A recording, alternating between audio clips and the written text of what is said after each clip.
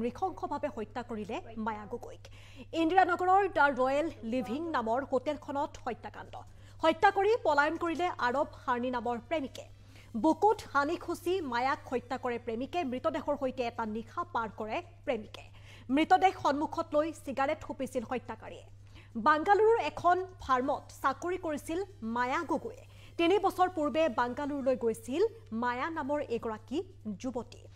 আমি যেহেতু ব্লগাৰ হিচাপে পৰিচিত মায়া গগৈ, তাৰ পাছতে এখন হোটেলত মৃতদেহ উদ্ধাৰ কৰা হ'ল। বাংগালুৰুত নৃশংসভাৱে হত্যা কৰা হ'ল অসমৰ এগৰাকী ইউটিউবাৰক। নাম হৈছে মায়া গগৈ।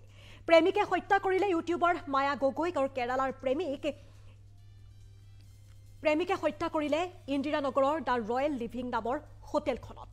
হত্যা কৰি পলায়ন কৰিলে আৰৱ হাৰ্নি নামৰ প্ৰেমিকে। ইপিনে বুকুত হানি খুচি মায়াক হত্যা কৰে প্ৰেমিকে। মৃতদেহৰ সৈতে এটা নিশা কটোৱাৰ সমান্তৰালকৈ মৃতদেহৰ সন্মুখত চিগাৰেট ফুপিছিল হত্যাকাৰীয়ে। বাংগালুৰুৰ এখন ফাৰ্মত চাকৰি কৰিছিল মায়াই। 3 বছৰ পূৰ্বে বাংগালুৰুলৈ গৈছিল মায়া গগৈ।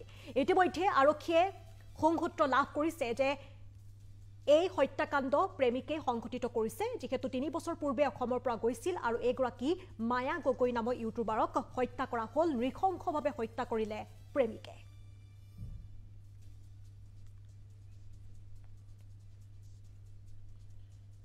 সুমীৰ নৃত্যত অশ্লীলতাৰ গোন্ধ বুলি বিতৰ্ক।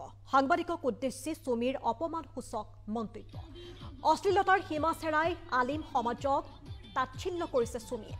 সামাজিক মাধ্যমত অশ্লীল গালি সুমী আখতাৰৰ। কাবাডী খেলৰ নামত সংখ্যালঘু এলেকাত উদ্যান নৃত্য। তথাকথিত ইউটিউবাৰৰ অশ্লীল নৃত্যত বিৰূপ প্ৰতিক্ৰিয়া। ৰাজ্যৰ বিভিন্ন থানাত দাখিল কৰা হৈছে, যাহাৰ অৱশেষত ক্ষমা বিচাৰিছিল বিতৰ্কিত সুমীয়ে।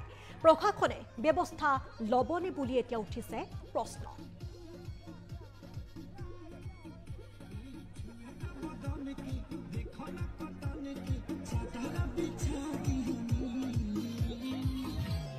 আমাৰ ইসলাম ধৰ্ম মতে হাদিস কোৰআন অনুযায়ী এটা একটা অসৎ কৰ্ম, শৰীয়ত বিৰোধী কৰ্ম, নাজায়েজ, যেটুক আমি হাৰাম বুলি কওঁ, এই হাৰাম কৰ্ম আৰম্ভ হৈছে।